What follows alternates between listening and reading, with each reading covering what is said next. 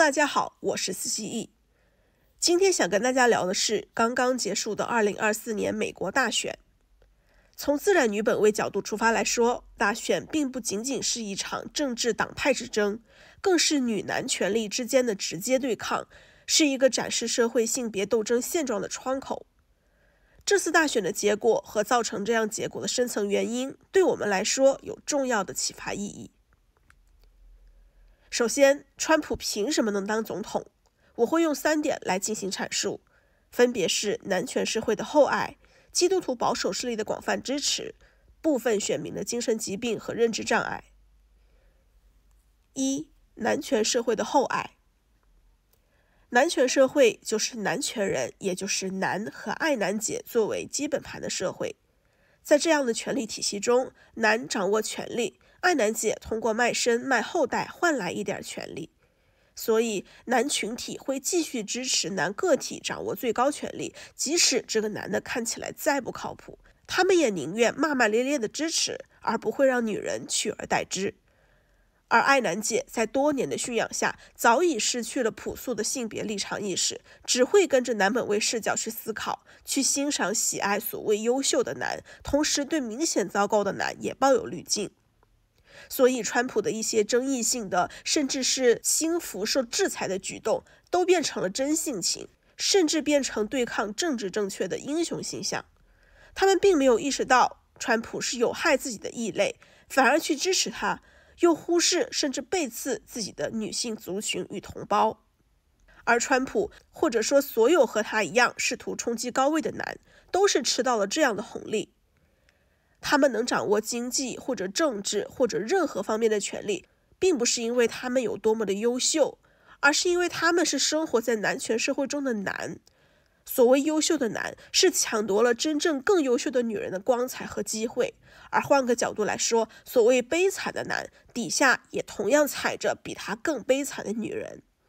而川普这副极度自恋、自大、毫无悔改，却手握财富和权力的样子，就是男权社会最渴望男成为的样子。他在大选中的成功，绝对不是因为他个人的优秀或者他党派的正确，而是男权社会的厚爱与托举男宝的直接体现。2. 基督徒保守势力的广泛支持。在支持川普的选民中，有一个不可忽视的群体，就是保守主义基督徒，尤其是福音派。我们都知道，基督徒或者说当前几乎所有宗教都是男权宗教。基督教中的一神论、三位一体论里，他们崇拜的这一位创世的神、全能的神、复活的神、救赎的神，面貌就是男的。而整本圣经就是男神和男信徒讲述的男的故事，偶尔加一些女性故事，角色也要么是贤妻，要么是圣母，要么是妓女。而圣经中提倡的女男关系是，丈夫是妻子的头，丈夫要用生命去爱妻子，而妻子要顺服丈夫，当贤德的妇人，荣耀她的丈夫，并且要生养众多。那么这些川普的坚定选民，这些遵循教义教旨的福音派保守主义基督徒是什么样的人，又会支持什么样的人上台？我们已经有了答案。反正利用宗教或者展示虔诚，甚至激发宗教狂热来获得选民的投票，是政客们常见的手段。川普当然也不例外。那这位演技惊人的80岁男宝就非常擅长表演成一个虔诚的基督徒，从而赢得了保守势力的广泛支持。然而有趣的是，他公开宣称自己的基督徒身份，却连圣经中最喜欢的一句经文都说不出。他多次携妻子一起参加教会敬拜表演忠贞，却有过3任妻子，无数情人，而婚内甚至是孕期出轨、嫖娼、性侵都有实锤和制裁。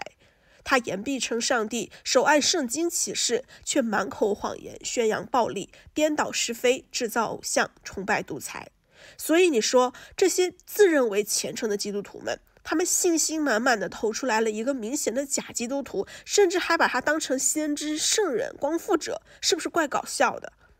只能说，什么样的人配得上什么样的领导，而虚伪和厌女的人就值得这样更虚伪和厌女的领导者。3. 部分选民的精神疾病和认知障碍。支持川普的选民中有2大类型，我想挑出来说。一种是疯狂热爱川普的华南川粉，一种是自以为理性客观的自由驴。前者有精神疾病，后者有认知障碍。为什么这么说呢？第一，疯狂热爱川普的华南川粉，除了我刚刚谈到的男权人和保守基督徒两大因素，还叠加了一个 buff， 就是他们往往患有自恋型人格障碍、反社会人格障碍、偏执型人格障碍等精神疾病。具体来说，他们极端自恋和自我中心，渴望被他人崇拜，缺乏共情心和同理心，对暴力控制、强权统治充满了向往崇敬。他们通过崇拜强者来自欺欺人，自己也是强者，从而来填补来自外界的匮乏感和来自内心的不安全感。同时，他们都是真正的男同性恋，因为他们对男爱的真切又疯狂。虽然一直假借直男身份，通过婚姻和性来剥削女性的性价值、情绪价值、劳动价值、继承价值和生育价值，但他们内心最爱的只有男。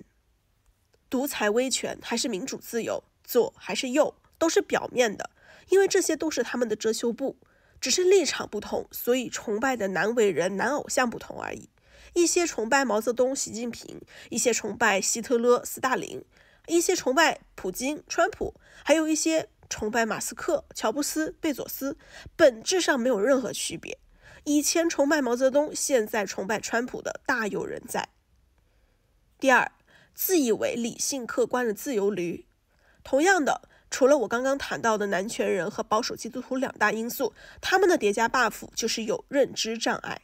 这是一种由于男权长期欺骗、洗脑和自我压抑女本位视角所造成的脑损伤、神经退行，导致思维、判断力和理解能力产生障碍的情况，包括身份认同问题或自我贬低倾向。具体来说，他们以为自己和男的是平等的，爱情是美好的，婚姻是神圣的，以为自己能通过爱情和婚姻与男的合二为一，对性别战争茫然无知，甚至激情投敌的。于是，在这样的认知下，他们会大声说，抛开性别不谈，女的还需磨练，我最理性客观3连。殊不知，在男权社会里，所谓的中立就是偏向男权。女人和男永远不可能平等，因为女人才是真正配得掌权的第一性。所谓的合二为一，是以基督教亚当夏娃为底色的大骗局，相信它无异于自我降格与贬低，把个体的、家庭的权利拱手让人，进而把集体的、社会的权利也拱手让人。明明美国女性比男性多，有机会去主导选举，却投出了这个结果。可以说，白女爱男姐们、自由驴们是完全没有性别斗争意识导致的，看不懂人家说的白人利好政策仅限于白男，和白女根本无关。当前的各个大国掌权几乎全是男的，而这次大选又亲手把厌女大户川建国给选上去，这就是他们患有认知障碍的最好证明。关于这两部分选民，我个人的建议是，精神疾病治不好，建议直接毁灭。一些认知障碍还有救，但人贵在自救。那么我为什么支持哈里斯？很简单，哈里斯是女人，就这一个原因就够了。我不管她政治观点如何，我支持的就是女人先上桌。她不管优秀也好，糟糕也罢，对于我来说不重要。即使我知道她确实非常优秀，但男的是因为优秀才能上台吗？是优秀才能不被剁掉吗？是优秀才能让高考分数线降低吗？是优秀才能职场上优先晋升吗？是优秀才能让女人生个小孩管自己叫爸爸吗？根本不是，他们只是裤裆底下多了一个丑陋又没用的瘤子而已。那我凭什么不能因为女人没长这个瘤子，而是拥有完整的女身而支持他们选他们呢？等很多女人都在这个桌上彼此竞争的时候，我自然会选出更符合我观点和利益的那个。而在此之前，有女选女，就这么简单。退一万步讲，再烂还烂得过男的吗？男的都能上，女人更能了。不用说那么复杂，一句话，性别立场就是最大的立场，性别政治就是最大的政治。最后，下一步我们应该怎么做？2024年美国大选已经尘埃落定，无论接不接受这个事实，它都已经发生了。接下来，我们自然女应该如何做呢？首先，请允许你的情绪流动，无论是沮丧还是愤怒，不甘还是憎恨，都是正常的，不需要憋在心里，或者假装它们不存在。事实发生，情绪也会发生。我们有这些情绪，恰恰证明了我们有无比蓬勃的生命力。同时，这些情绪也是让我们思考和行动的推进力之一。保护和疏通好自己的健康和能量，然后咱们再谈下一步。其次，放弃幻想，做好准备。等风来不如追风去，等人拯救不如自救。近几年的各种事情都证明了人类社会是不进则退的。欧美男权社会的温水煮青蛙和糖衣炮弹已经有了效果。几十年过去，女性依然没有普遍掌握最高权力，连普通女性的权利也在全面后退。曾经的女权姥姥打下的天下，我们不仅要守住，还要继续进步，继续进攻。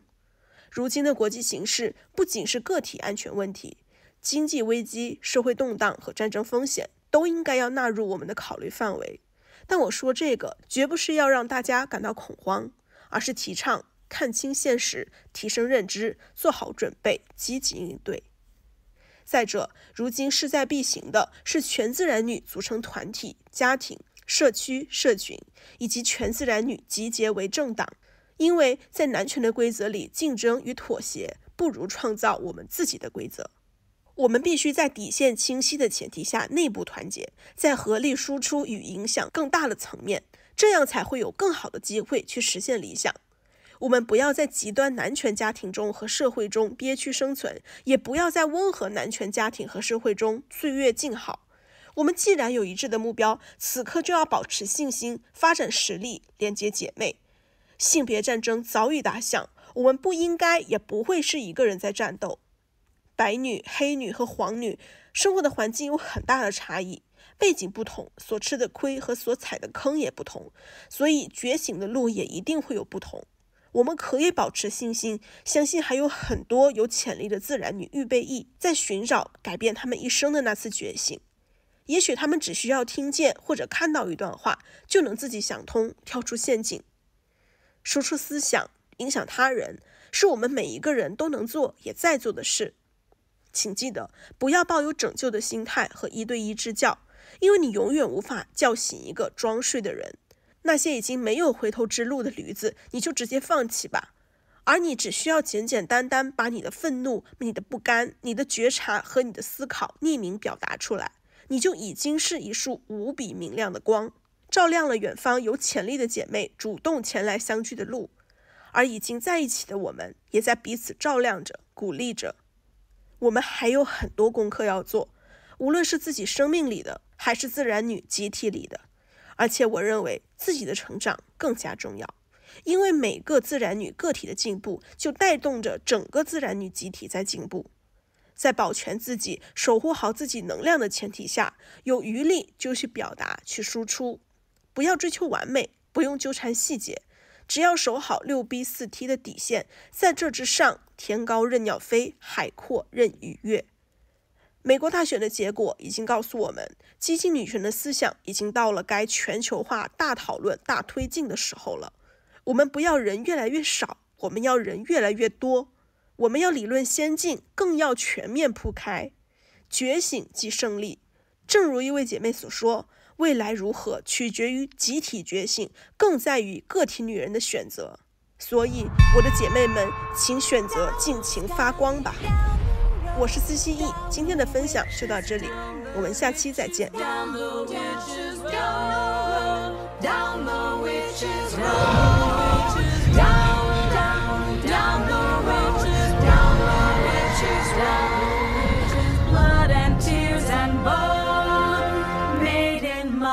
Crow